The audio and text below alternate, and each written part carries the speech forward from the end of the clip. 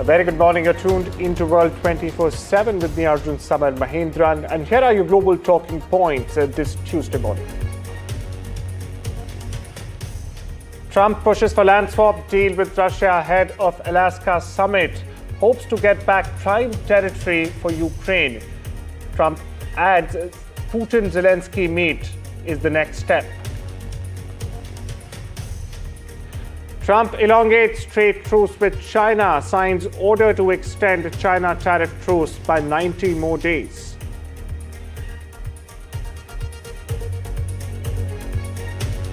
Trouble mounts for Lawrence Bishnoi gang as Canada's opposition Conservatives push for terror tag for Lawrence Bishnoi gang.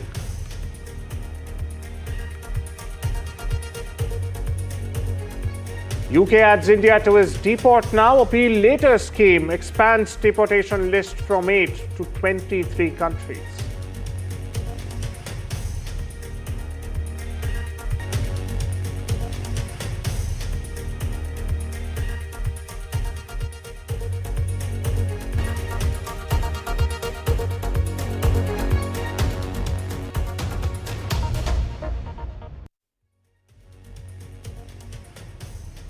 Well, US President Donald Trump has claimed that American tariffs imposed on India for buying Russian oil have dealt a quote-unquote big blow to Moscow's struggling economy, as he referred to New Delhi as one of Russia's largest or second largest oil buyers.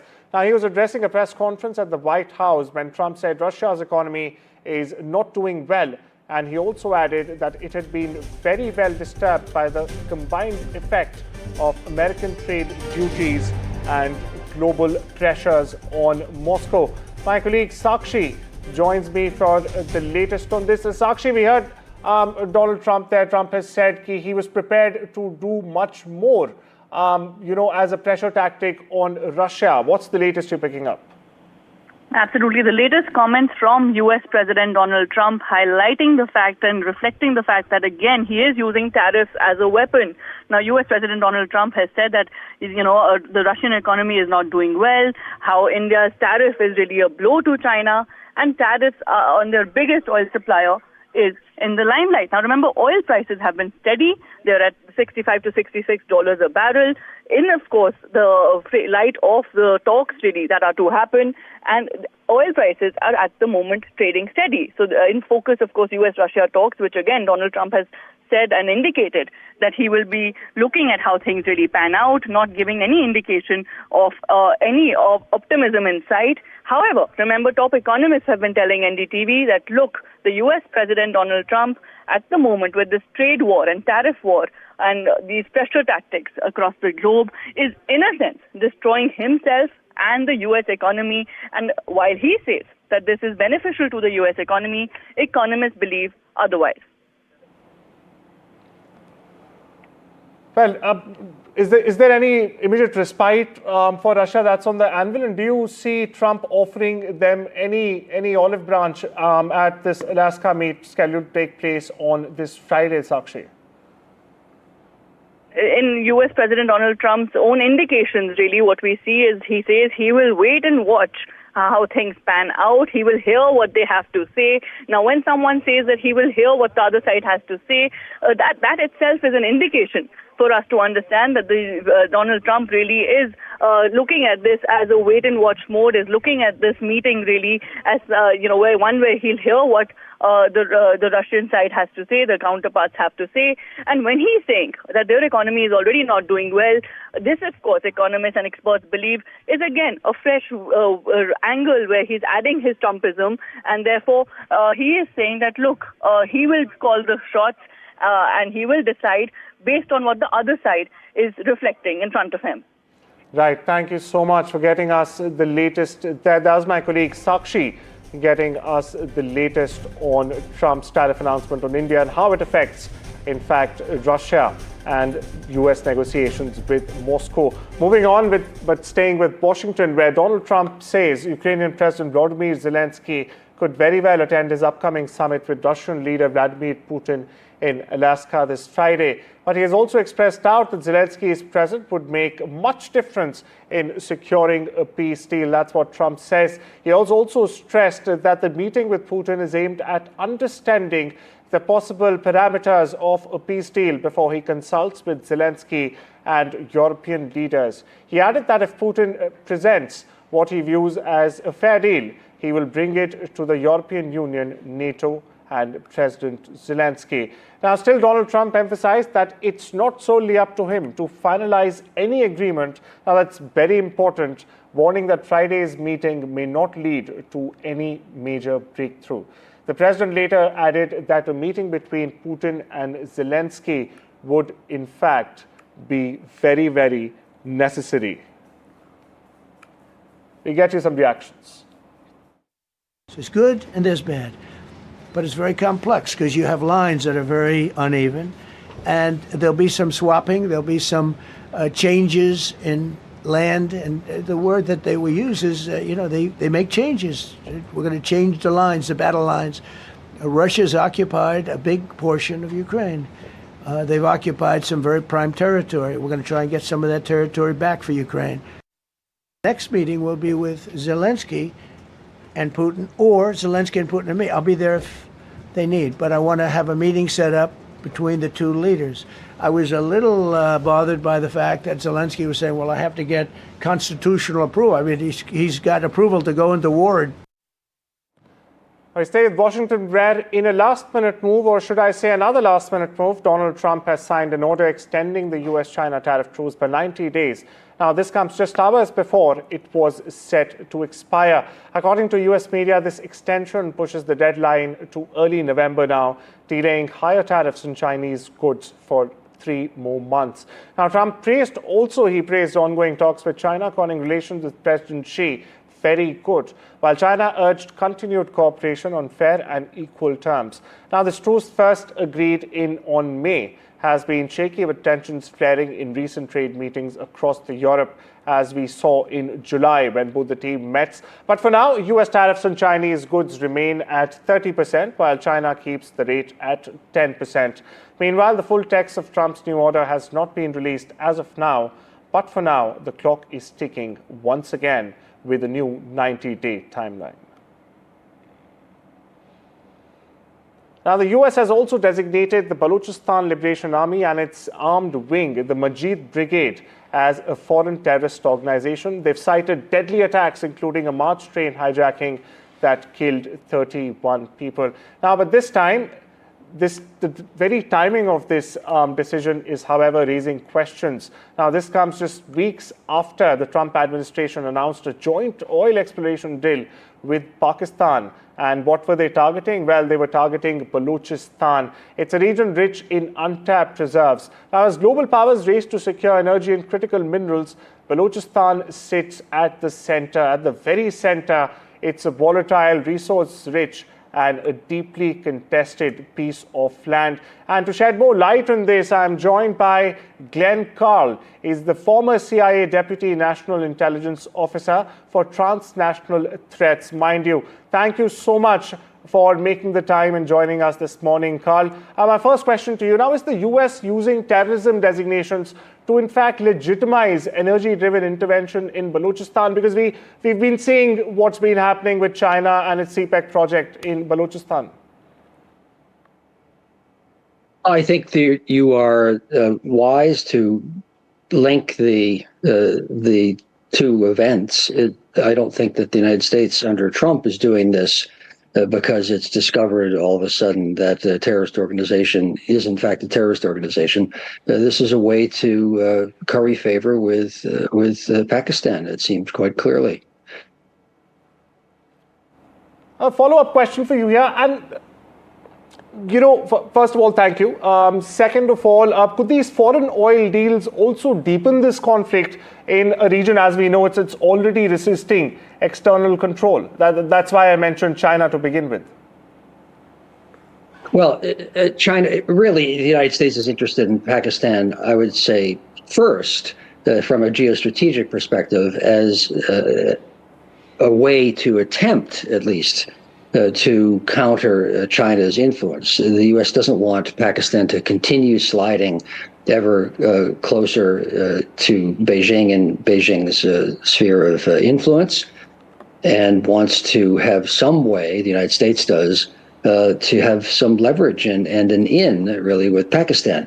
Now that the United States is no longer involved directly in Afghanistan, Pakistan has been much less significant.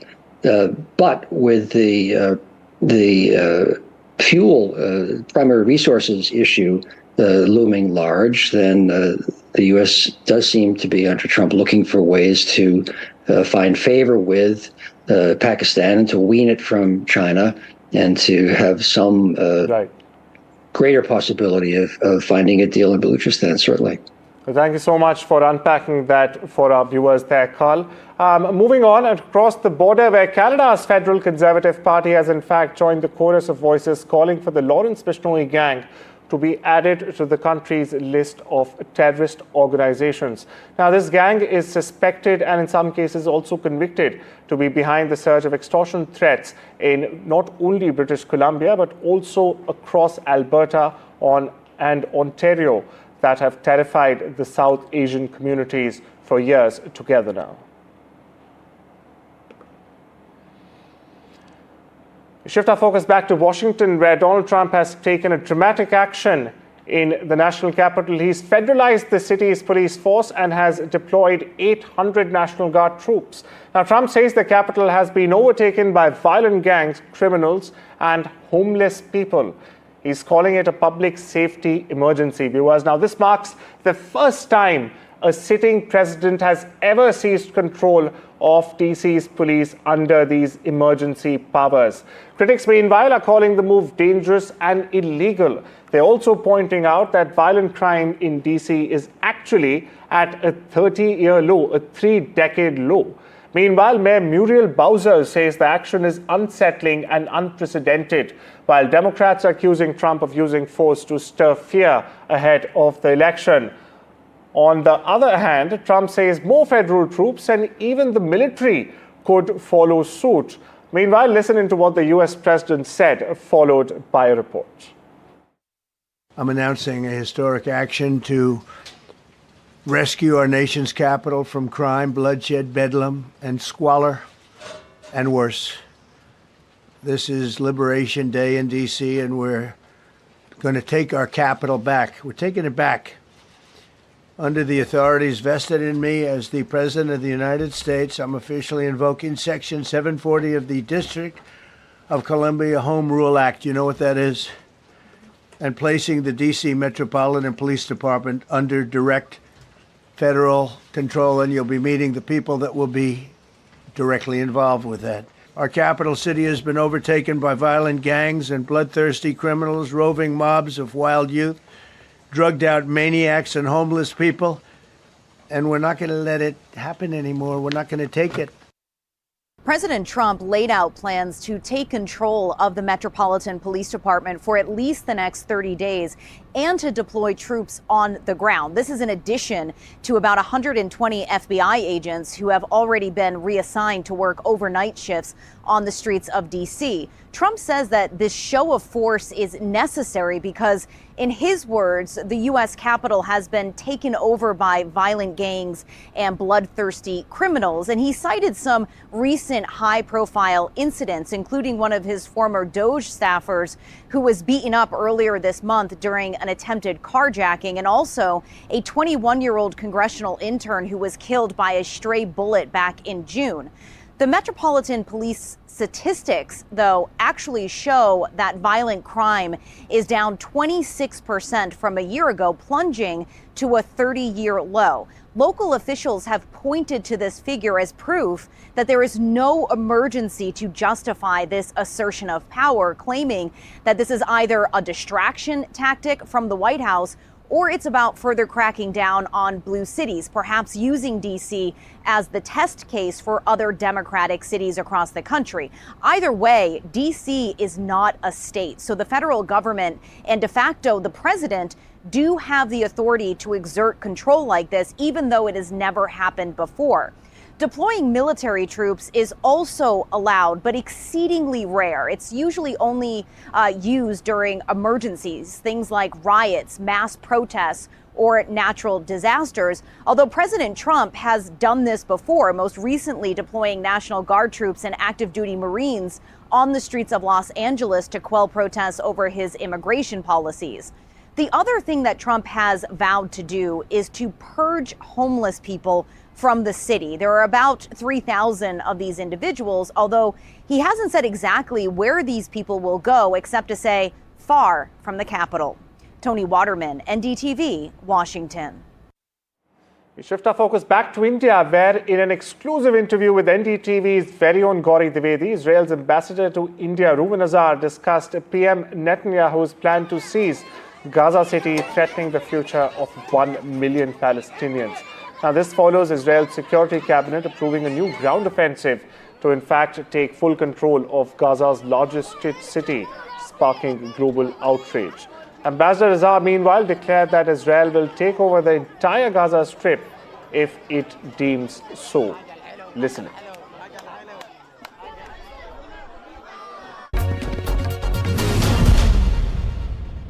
War is already going on since 7th of October 2023, after that attack, that heinous attack. But as things stand right now, many people in Israel themselves are saying that this may not solve the first and most important point, which is bringing back those hostages. Well, we've seen that in a combination of military pressure and diplomacy, we have been able to retrieve 205 hostages, 148 of them alive. So this system of putting military pressure and negotiating has given fruit. Unfortunately, we failed to do a deal in the last few weeks because Hamas has launched a very successful campaign as if Israel is starving the Gazan people, which is not the case. There have been a lot of fake news, including pictures of children that were suffering from genetic diseases and other diseases that were not starving, but the Western media bought into it. So what happened... After that, now you're going to come and take control of Gaza City. We don't have no choice. These things are prolonging the war. If people continue to believe to Hamas lies, this war will continue. So we have to be in a situation in which we get rid of Hamas rule. I think that no reconstruction of Gaza and no serious future for Gaza can happen as long as Hamas is there. Today we are also talking on a day when there have been journalists that have been killed. The organization is somebody that I don't speak much about, simply because they have a very strong agenda against India. But I want to speak about the journalists. Those 5 journalists have been killed even before those massive ground ops have actually begun. Many say, is this a precursor to what lies ahead? Because this is what Israeli ground ops inside Gaza City will be all about. More civilian casualties, more media and more journalists being attacked and killed in the entire process. Your response? Gauri, this is another example of the deceit that is coming from Hamas. We have targeted a terrorist whose name is Anas al-Sharif, who was a listed member of the Hamas military wing and a commander of a cell in Jabalia. And this guy, who was also an Al Jazeera journalist, was military trained by the military wing of Hamas. So Hamas is disguising itself as journalists, as medical teams, as aid workers, in order to try to deceive the international community. Each time they put their terrorists, we have to be, by now, after 22 months, people have to understand. Yeah.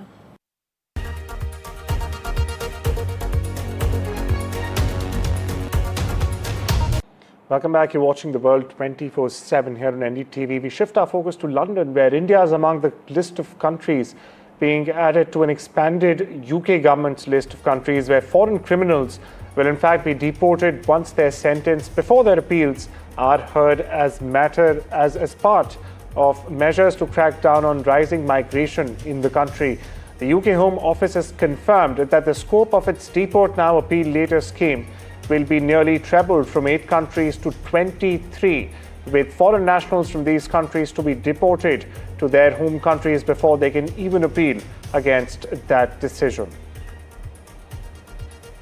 Air India has announced that it is halting its services between Delhi and Washington, D.C. from next month. Now, this is due to a combination of operational factors. Several of Air India Boeing's 7878 Dreamliner planes would not be available due to retrofit program, the airline added.